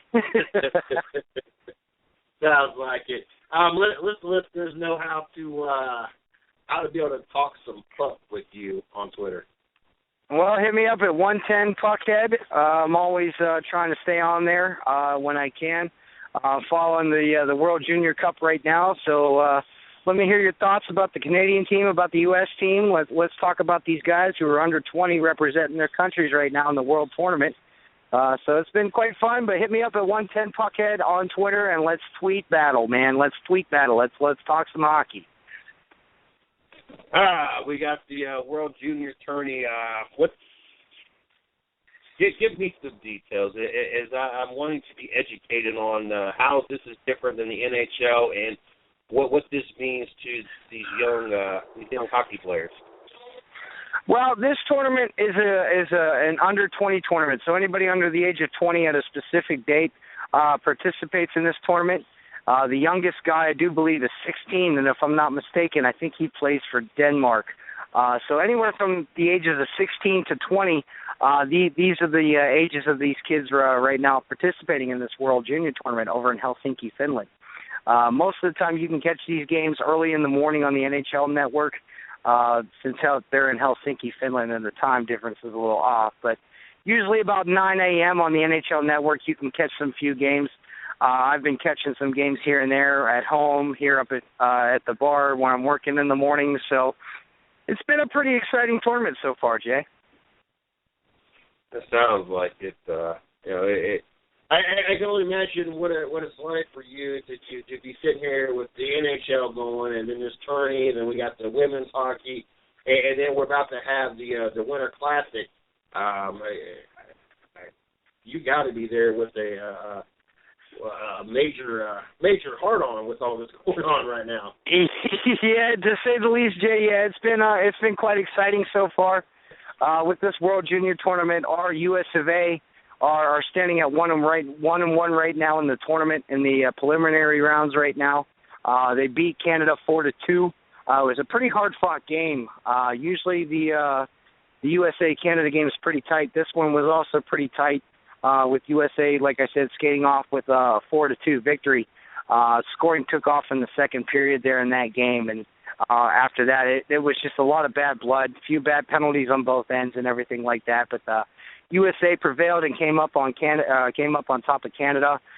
Their one loss came to Sweden with a 1-0 loss right now. A lot of guys on this USA team that are really impressing me. A lot of them are eligible to come up in the draft this year, one being Austin Matthews. Austin Matthews is the top prospect in the NHL right now. He doesn't play in the North America leagues. He is the top prospect of the NHL draft coming up this year. But he's also playing for the ZSC Lions over in Europe right now. And he's having a fairly productive season for it being about halfway through the season with 14 goals, 11 assists. These are a lot. This guy's one of those guys that's going to be one in a generation kind of type of players. Was really struggling whether he wanted to play in the OHL or the WHL or the AHL, but he decided to go over to Europe and play there. There's a lot of skill over there. That's where if you wanted to be a finesse kind of player, that's the kind of league you want to play in. So that's what he's developing on right now with the Lions, and he's having a pretty good season so far. Another guy I like in this World Junior Tournament is Dylan Strome. Dylan Strome, as we all know, skates for the Arizona Coyotes, and he's really made an impact for the Coyotes. So far in this World Junior Tournament, he's fifth in scoring with 3 goals and 1 assist. So he's having a very, very productive World Junior Tournament right now, Jay, and it's kind of exciting to watch him play with a group of guys his own age and everything right now, because he's just tearing it up for Canada right now and everything like that. He's the the only one in the top 10 in the scoring for right now for Canada, but he's really making an impact. I believe his experience in the NHL is really helping him right now in this World Junior Tournament. he's got three goals and 1 assist, so he's putting the puck in the back of the net, which is something you want to be able to learn from and everything, being a young player like Dylan is right now. So he's having a very, very good tournament so far. I've been reasonably impressed with this tournament so far, because most of these guys are all prospects for the NHL. Some of them have already been drafted by teams and are just playing in minor leagues just to get some experience and develop their skills and everything. But so far, it's been a very, very, a very good tournament to watch. Like I said, it's it kind of sucks that it's early in the morning because they're in Finland and everything. But if you're up and awake and everything and you got a day off, man, you should really pay attention to this, because like I said, none of these kids are eligible to buy a beer. They're just going out and representing their country and playing the best hockey that they can right now, Jay. How does the U.S. usually fare in this? The World Junior tournaments, the U.S. Fairly does well. They've won gold recently in the past few years. They've always been in the medal rounds and everything like that. Always representing the U.S. very well. So the USA has a lot of success in the World Junior tournaments. More success, I would say, in the World Junior than the Olympics. I would say the level of skill in the World Juniors is a lot better for the U.S. than it is, for the Olympic team right now. But these are all kids that are coming up and everything, and could represent the U.S. in future Olympics and everything like that. So the U.S. really fares fairly well in the World Juniors. Canada and Russia and the Czech Republic are all teams that that are end up in the semifinals and the finals and everything. So between those 4 countries and everything like that, 5 countries, with Finland and Sweden and the Czech Republic and Russia and Canada and the USA, it's always a toss-up with these 4 nations and everything, who will produce excellent hockey players, no matter what the skill level, what the age. These kids know what they're doing, and they're just trying to make a name for themselves and make a name for their nation. And the U.S. as of recently, with the likes of Jack Eichel and all those guys right now, have really represented the U.S. well in the World Junior tournaments. So it's something to be very proud of. I know it's not really televised as much as any of the other sports that we have going on right now, but it's pretty impressive to watch, because this is the future of the NHL or the Czech leagues or the Finnish leagues or the Russian elite leagues or the Sweden elite leagues. So these guys are going to be playing professional hockey in some country and in some league, and making a pretty good living off of it, Jay. That sounds cool. Now, I see that the NHL is hosting the first women's outdoor game. How big is this for the women? This is going to be a pretty interesting thing, Jay. I'd have to say this is going to be something that is kind of monumental. We're going to have an outdoor game. Anybody who has tickets to the Alumni Winter Classic game, which is December 31st, will gain early access to the game to watch the women's game, which will take place between the NWHL's Boston Pride and the CWHL's Les Canadiens, the Lady Canadians. So this is going to be an interesting matchup because this is, 2 professional women's leagues now, the NWHL being in its inaugural season, and the CWHL, which has been around for a while now. So this is going to be, a test between the 2 best teams right now. Boston is doing pretty well in the NWHL right now, and the game is going to take place in Gillette Stadium, where the Winter Classic game will be taking place. So it was an obvious suggestion to pick up, the Boston women's team. But I think it's going to be a very good matchup, honestly. We got 2 professional leagues that may end up rivaling each other down later in the years and everything like that. We could see a merger, just kind of like how we've seen with the NFL, with the AFL and the NFL and everything like that. So this is going to be something that people might want to watch, because this is going to be 2 rival leagues, like I said, playing against each other at 2:00 on December 1st in Gillette Stadium. I'm not entirely too sure if it's televised right now. I'm still looking. I'm still digging for information on that. I hope it's televised. But the NHL commissioner was very adamant about being holding this kind of event for the Women's League, it being in its first season and all, to try and bolster, its, fan overall, reviews and everything like that, and trying to attract new people to this NWHL. So it's going to be an important game nonetheless, and that these ladies are going to be, playing in Gillette Stadium, where the Patriots play. It's just going to be an interesting thing. A couple questions. One, did you say December 1st, as in almost a year from now? Say that one more time, Jay. I'm sorry. Did you say December 1st? No, December 31st. December 31st at 2:00. That's when this game is it's going to take place before the alumni game, December 31st. Okay. I wanted to make sure. I don't know if there was a glitch and I didn't hear the 30 part, or I just didn't hear the 30 part. I was like, wow, that's a long way out. Yes. With the women's NHL and this being their first season, and they still kind of learning each other versus the CHL. How competitively close should we expect this game with the team in their first season and then versus the women from the Canadian League?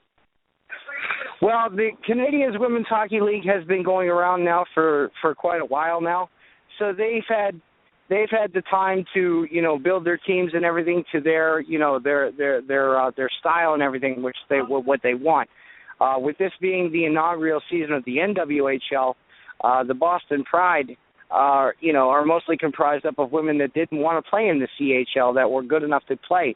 I believe this is going to be a very, very close game. This is going to be, I would have to say, this is going to be like Michigan, Ohio State, or I would say Texas and Oklahoma in college football, or Miami and Florida State, or Miami and Florida, or Florida State and Miami. It's going to be, it's going to rival up with some rivalries like that, because you have a league of women in the NWHL who are now getting paid to play against players in the Canadian League where they don't get played. So I think money's going to be thrown out the window on this, and I think it's going to be, let's see who's better.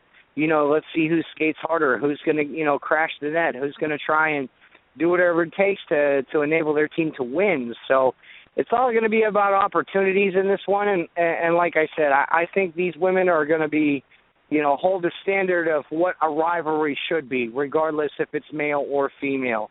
If you have a rivalry with somebody, it doesn't matter. We see it in college basketball all the time in the women's, in the women ranks and everything like that. So I think it's really going to uphold the rivalry definition, Jay. I think this is going to be, this could lead to bigger and better things for the NWHL and the CWHL. So, I believe that this is going to be an important game.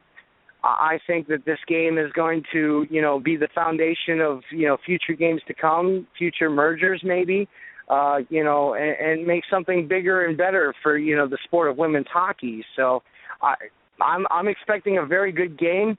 I'm a big fan of the women's hockey and the college ranks and the Olympic ranks and everything like that. So to see that we're not going to have nations, in colleges, we're just going to have the best of the best, going at each other. I'm expecting a very good game and a very tight game and a very, somewhat of a physical game. So we got, women that are getting paid and women that aren't getting paid. And it's going to be, like I said, I think it's going to be a foundation to something bigger and better, Jay. One, it's just something that they think they're going to be doing every year. And, and I'm assuming it's pretty much the equivalent to the males Winter Classic. Well, I mean, the NHL Winter Classic, like I said, is only about 8 years old. And this was something, the NWHL Winter Classic and the CWA, the Women's Outdoor Classic, is something that just recently popped up. So, Angela Ruggiero was really heavily involved in trying to get, something just to advance the sport for women's hockey and everything like that. So I think she took the perfect route about it. Will it draw as much as the Winter Classic? No, I don't think so, not in its first year. But if this game is televised and people have access to it and are able to watch it, I think they'll become big fans of it and, and understand what the struggle was, for, Angela Ruggiero to get this league started. And even her trying to pull in some of the CWHL teams to join this league, which, didn't happen at all. So, like I said, I think this is going to be a huge foundation just for the women's hockey, league and everything like that, regardless whether it's the CWHL or the NWHL. I think we're going to see a very productive, proud game. I think these ladies are going to skate their hearts out and everything to try and give their teams the best chance to win. So I'm not looking at this as something to just push off to the side.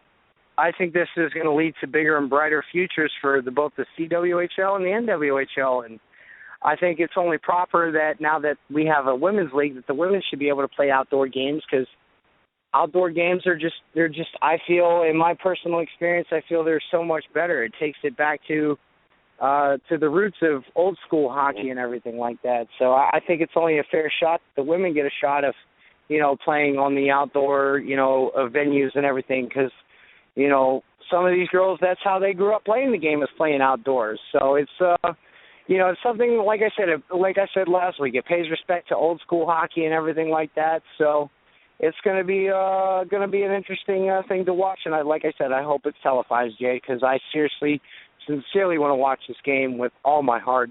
The Lady Canadiens of the CWHL, the premier team up there, being based out of Montreal. So let's face it, Montreal, that's like the mecca of hockey right now. So I'm really looking forward to this, and I hope I get to watch it, Jay. Now, I know we talked about it the first week, I think actually the first couple of weeks, of the new NWHL. Have you heard much lately about it? I mean, attendance-wise, how the season's going? I mean, have you heard anything at all? Have you kept up with it at all? Well, I've been keeping tabs on it. I guess the attendance has been mediocre so far. They have drawn in a few fans of such sort. And it is kind of gaining ground a little bit. Not as much as I think it was that they would like to right now. Games are still not really televised. You still have to look up online to try and find highlights and everything like that, which is kind of a downer and everything like that. But it's still in its infant stages and everything like that. They only have a couple weeks left of games. They're going to be, going through their playoffs here pretty soon and everything like that. And then, only having 4 teams, everybody's going to make the playoffs and everything like that. So it's going to be interesting to watch here within the next couple of weeks. This is just trying to get, the kindling light lit on the fire right now. So could it, are they doing what they, expected to do right now? No, I would say not. I think that, this outdoor game is going to really kind of, throw a little gas on the fire and everything like that to try and get it going. So, and by them, the tickets that were sold for the alumni game, anybody, that has tickets to the alumni game on December 31st will get to see this game. And I think that's going to really help a lot. They can pack a lot of Patriots fans in Gillette Stadium, as we all know. Knowing well with Tom Brady being there right now and Bill Belichick and all them guys, even though I am not a fan of the Patriots, but let's face it, they got a decent stadium.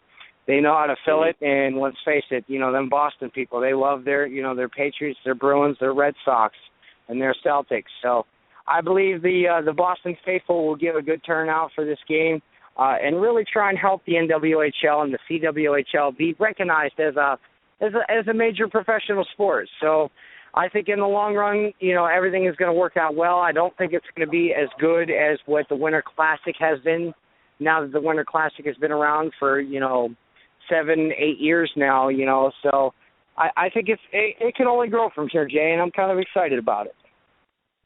Now, I'm going to give the New York Riveters and the Buffalo Beach, or however you pronounce that, a pass, because I went on this rant yesterday, talking about the Minnesota Gophers in the bowl game that they were yesterday with a 5-7 record. I'm sorry, but nobody deserves to be in the playoffs or in a bowl game if you don't at least win 50% of your games. So I'm going to give them a bye since there's only 4 teams in this league. But definitely impressed with Connecticut. The Connecticut Whales with an 8-1 record and Boston Pride 7-3. Definitely impressed with both of those teams. I don't know how it's physically possible to have 10 games and only have 4 points, but Buffalo definitely got to do something in the off season if they want to be competitive with these other teams. Just looking at the records, but I agree with you. One, I hope that the Women's Winter Classic is televised, and I hope that not only is it televised, but they're able to pack the stadium to help grow some more attention to this league, and then also maybe help bring some attention to the TV networks that maybe we need to start televising some of these games to help this sport grow. Yeah, definitely, Jay. I think these women deserve a fair shot. It's like, the early days of the NWA, the NW, the Women's National Basketball League and everything like that, the WNBA and everything like that. I think once you start televising games and showing the level of competition that's, out there, just even the inaugural season, just to show what's out there right now, I think would be a major thing. I think it will help the sport.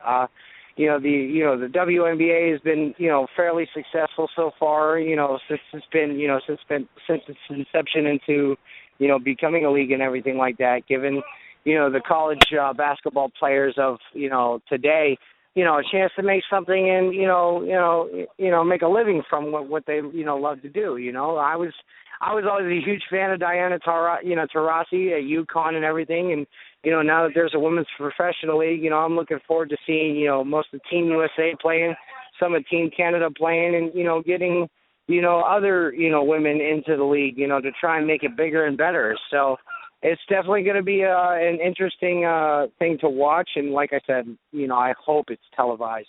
I would love to watch this game and see what kind of hockey we're going to get out of this game. Because like I said, this would be a big rivalry game, and so to speak. So it's going to be an interesting thing. And, usually after the new year, it kicks off with the Winter Classics and the alumni game for the Winter Classic. And then you move on to the Stadium Series games and everything, and there's usually alumni games with that. So, seeing the outdoor games that have taken place, recently in Dodger Stadium and Yankee Field and Fenway Park and Wrigley Field and Heinz Field and where the Bills play up in Buffalo, it's been kind of cool to see, the old school roots being brought back and made into, something that is, it's made into something that is, it's worth something. It's a regular season game, but, it's just being played outdoors. So, you still got to skate to win to get those 2 points. You know what I'm saying? But, these Winter Classic games are just, these outdoor games are just, something to really watch and get a hold of. So I enjoy them dearly. I was fortunate enough to watch the first one, and even though it wasn't a Winter Classic game, it was just an outdoor game between the Sabres and Pens. I enjoyed watching it, and I think the NHL has run away with it, and I think the NHL helping the NWHL right now to share the spotlight is going to be a big thing for just the sport of hockey altogether. So it's going to be something magical and something pretty cool to watch, and it must be pretty something sweet to be a part of. Whether you're a coach or a player or a trainer or even just an usher at Gillette Stadium, I think it's just going to be something, historical to be a part of, Jay, and I really respect that part. We were excited in the beginning of the season to talk about Montreal Canadiens because, they started off on a historical run, and then now here we are finishing up December, and Montreal is not even first in the Atlantic Division, and they're falling down. Now they're sitting fourth with the Islanders in the whole Eastern Conference, and on the verge of being bumped down by Boston and New York. But it seems that they're starting to make some more moves to try to get back into the winning ways. What is the Montreal Canadiens doing to help improve their team now?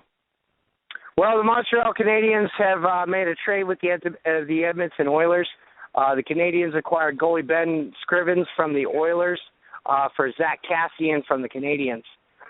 This is just a way for the Canadians to bolster their backup goaltending with Carey Price being out, and a way for them to cut some dirty meat away from their team right now. As some of us know, the diehard puckheads that know, Zach Kassian has had a reputation for on and off ice incidents. He's actually been suspended twice from the Canadians and sent to a Stage 2 rehab program to try and help him out.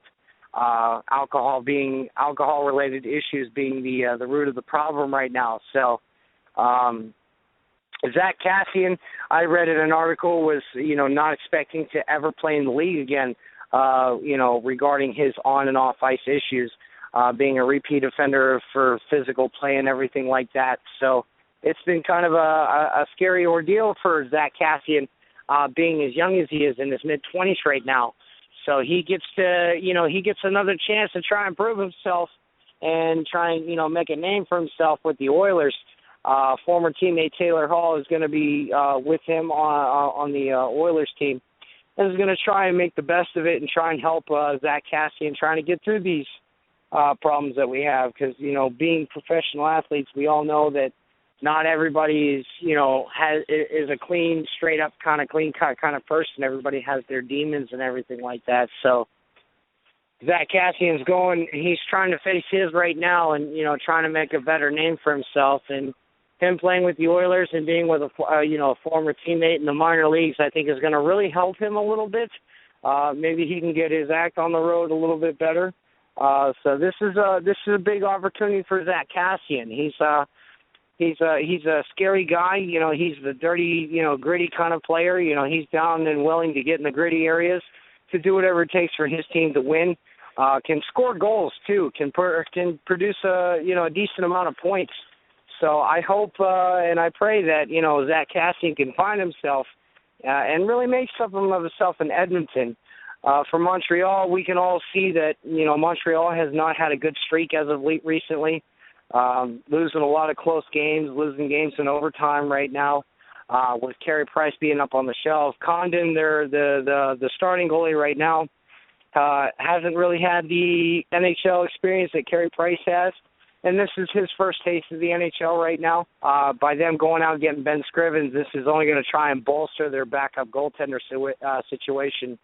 I feel once Carey Price comes back to the Canadians, that they're going to try and do whatever they can to get Condon, back in the AHL or the OHL or in some league where he's going to gain experience, work on techniques and everything like that, work on certain attributes of his game and everything that need to be worked on. So this is a big move for the Canadians to try and bolster their backup goalie situation. So hopefully it pans out for them. I hope Carey Price gets back here soon. He's due to be starting skating here pretty soon, if he hasn't started skating already, just to get himself back into hockey shape and everything like that. So this was kind of an expected move for the Canadians. They've managed to scratch out just a few wins and everything, and Condon has actually been playing pretty well. He's getting the much-needed experience he needs right now to come back up into the NHL and everything. I think he's just, he's playing on an excellent team right now that is just not playing excellent right now. So the defense has been bad. Like I said, not having Carey Price has really hurt the Canadians right now. Carey Price is probably the backbone and the back end of that team. And there's a reason why he's one of the best goaltenders in the world right now, especially when he plays for Team Canada and everything like that. And, getting the Canadians to the playoffs year in and year out.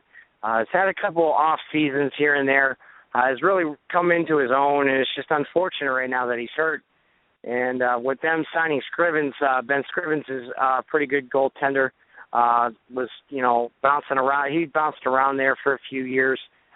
Being as a backup role and everything hasn't really helped him flourish into the goaltender that I believe he can be. He's got certain attributes that he needs to work on and everything, and I think him coming to the Canadians team, they can manage a 500 record with Carey Price being gone right now, which is something they sorely needed while they didn't have Scrivens and they were just relying on Condon right now. So Things in Montreal, they're starting to, they're tensing up a little bit, but I wouldn't say they're starting to sweat. They're still in the top of the division right now. So, they're still amongst the division leaders. So they're not too far out. We're still a good portion away from the trade deadline. So I don't really see the Canadians making a lot of big changes to change their roster and everything to try and keep, the W's coming in the column. I think this Ben Scrivens trade will, help out immensely with that until Carey Price comes back, Jay. Well, obviously the Canadians definitely need to get things figured out quickly, as they're fading quickly out of that top, and going from the top team all the way, like I said, down to tied for fourth, and fifth and sixth are right there underneath their coattail, looking for an opportunity to pounce. So definitely the Canadians got to do something quick, fast, in a hurry if they're wanting to stay as contenders. As always, glad to have you here. Glad to be able to talk to you. Glad to have you come on the One City Nation Sports Show and talk some knowledge when it comes to the NHL. Definitely looking forward to next Tuesday. I'm definitely looking forward to hearing how the Winter Classics went and anything else NHL that we got going on. So definitely enjoy your weekend. Be careful on the first. Our plans are uncertain at this point. We're kind of waiting to see if I have Friday morning off, then kind of worry about whether or not we're going to get a babysitter and maybe come out that way or not. She'll be done right before 12 o'clock, and right now I have all of Thursday off. So there's a possibility I might be making an appearance out that way to celebrate New Year's with you guys. Fingers are crossed on that. But you have a great weekend. Happy New Year's, and we'll be talking to you next Tuesday. All right, Jay, I appreciate it. Hopefully we get to see you this Thursday. I will not be drinking Thursday night as we have our Ironman tournament Friday, so I will not be drinking. My team has made me promise them that I will not be drinking since I will be suiting up in net. Let's face it, there's nothing worse than trying to play a hockey game hungover while you're the goaltenders. So I promised my team I wouldn't drink, so we're going to have a good time here at yesterday's. So hopefully we get to see you out, and hopefully we have a good tournament, and hopefully the Winter Classic is going to be amazing with the original six matchup, and looking forward to next Tuesday, Jay. Yes, sir. You have a great night. You too, Jay. Bye. That was Izzo, our NHL expert. Make sure you guys are free and in the area Thursday night. You guys go out to 98 Amador Lane, Sanford, North Carolina. Check out yesterday's Pub and Grill. Like I said, our plans are uncertain at this point. We would like to make a guest appearance out there, so we're going to see how everything plays out at this point. But we have tomorrow to get into. Make sure you guys check us out tomorrow night. We'll be back at this, doing it again, adding some more of the best of 2015. Don't forget, we're on the rest of this week at 9 p.m. No Racing with Big Sweat. It will be making its return back next Thursday night. And then, of course, Sunday to wrap things up and finish basically the year for us with the Midwest Sports Power Hour at 9 p.m. I'm looking forward to that. Another great night. I want to thank everybody for tuning in.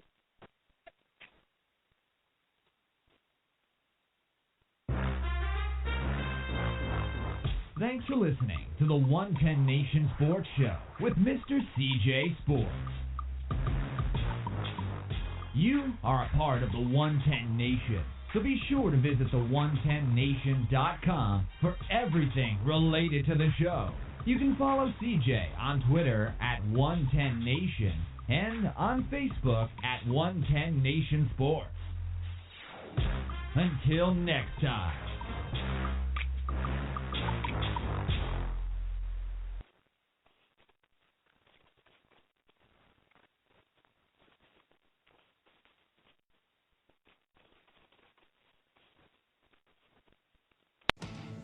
It's gripping at every turn. Because one of the most popular ultra-high performance tires ever to hit the street is ready to tear it up like never before. With a whole new level of traction, stability, and braking performance, whether wet or dry.